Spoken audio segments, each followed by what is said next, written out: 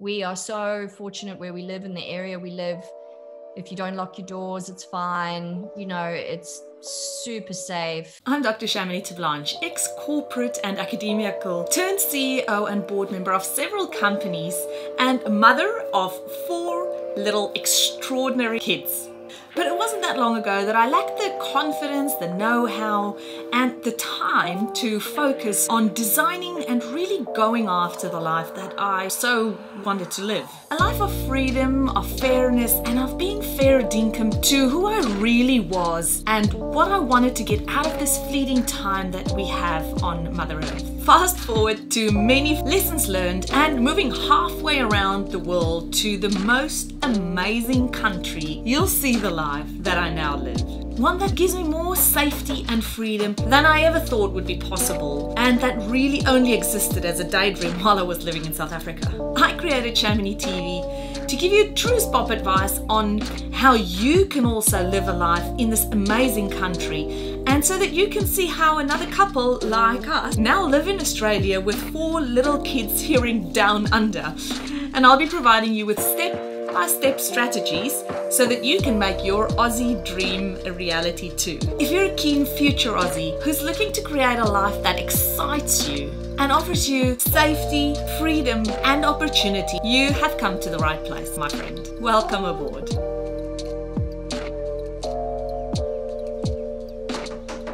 Hi, Linzi. Thank you so much for joining us all the way from the most beautiful place, I think, in Australia, the Sunshine Coast. How are you? Yeah, good, thanks. Yeah. So you've got one child?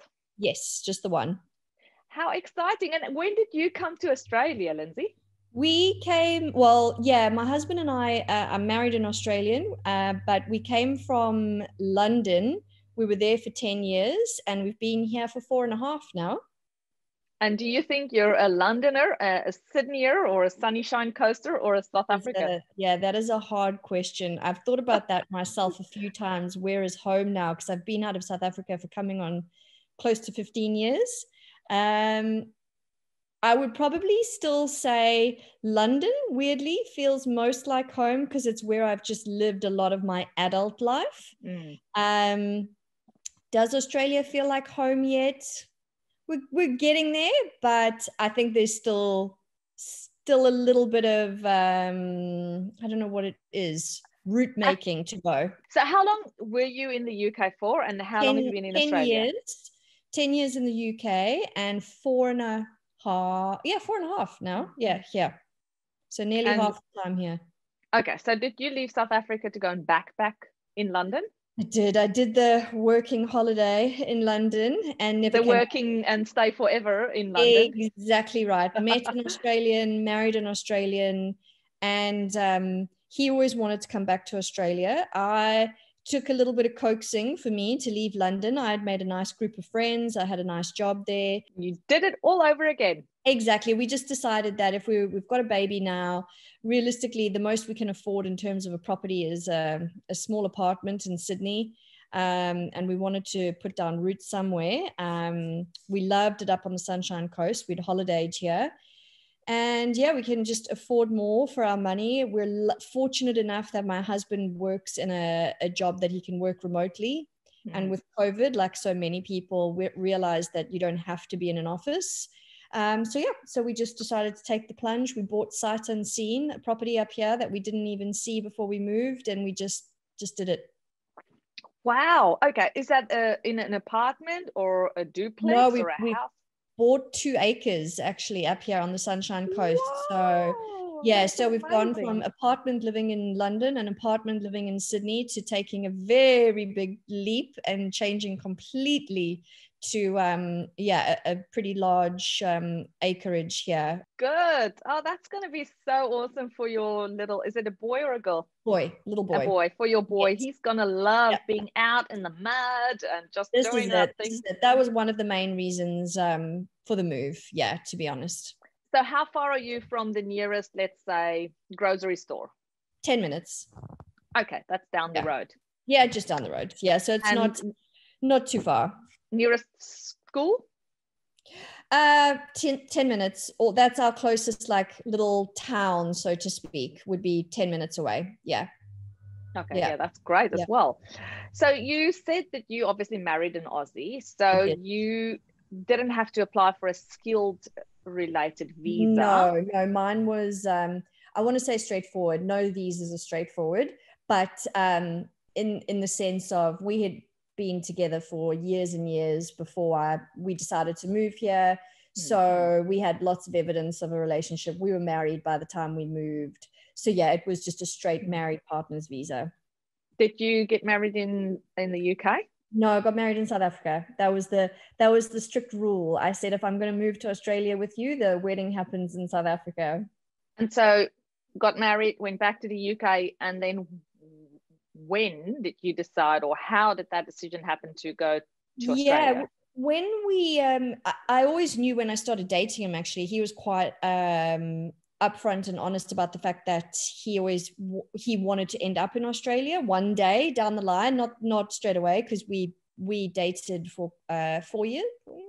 4 years, and lived in the UK together for 4 years before getting married and then sort of making the decision to move here.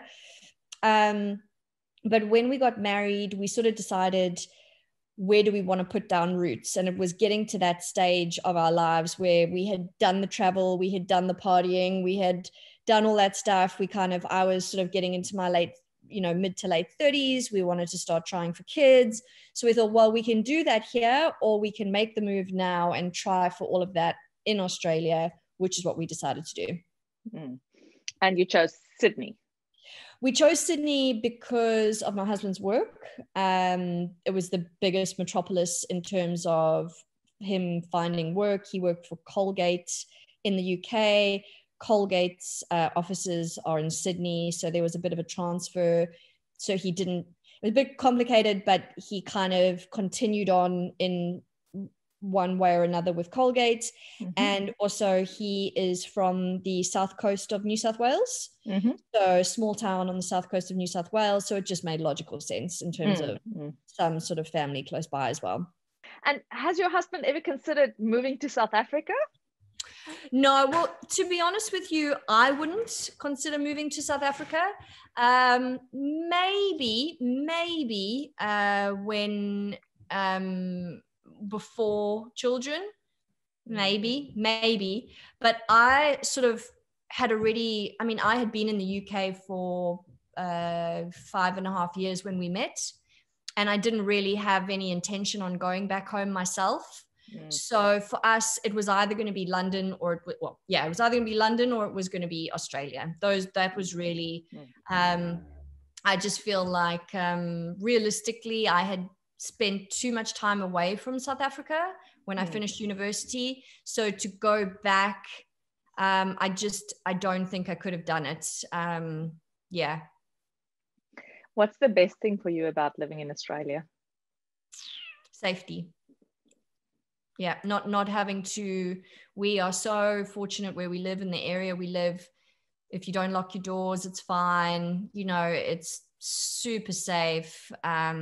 You're essentially now living on a farm. You could call it a farm. Well, I would say farm's maybe pushing it. It's just a very, very small holding. A small holding, maybe. Yeah. But super are you scared ever? Never. The thing I'd be much more scared of is a spider or a snake coming into my house. And that's very real. Yeah. Out here, that's real. But yeah, anything else, no. And, when my mum, now it's COVID, but my mum used to come and visit at least once a year, and she used to freak out because, things like I would leave my my handbag in the trolley while I would sort of walk away and go and get vegetables, and she would couldn't believe that I would, leave my handbag like that, because it's just unheard of to do that in South Africa. So yeah, but so safety. If I had to say one thing, that's what I sort of value most. Thank you so much for sharing your story with us. I do appreciate you telling us all about, moving to many countries.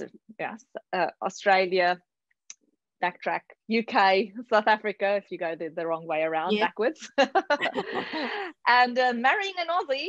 Yes.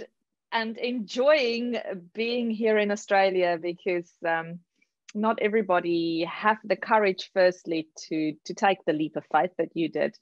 And secondly, for blending in and becoming a part of the Australian way of life and making it your own, really, with now having your own half South African, half Australian little beautiful boy.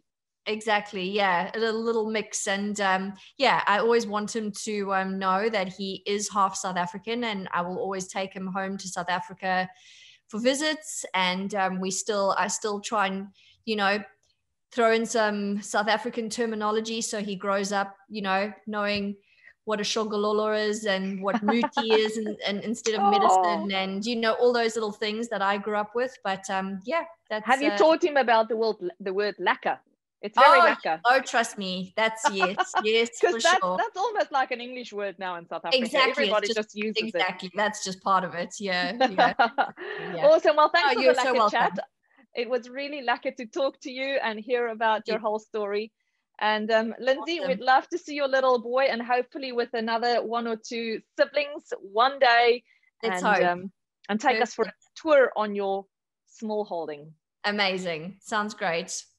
Take care. Okay. Talk soon. Cheers. Bye-bye. Bye-bye. All right. So thank you so much for joining me today. If you had fun, please remember to hit that subscribe button, and then it'll make sure that you never miss a thing. I'll see you same time and same place next week. Bye for now.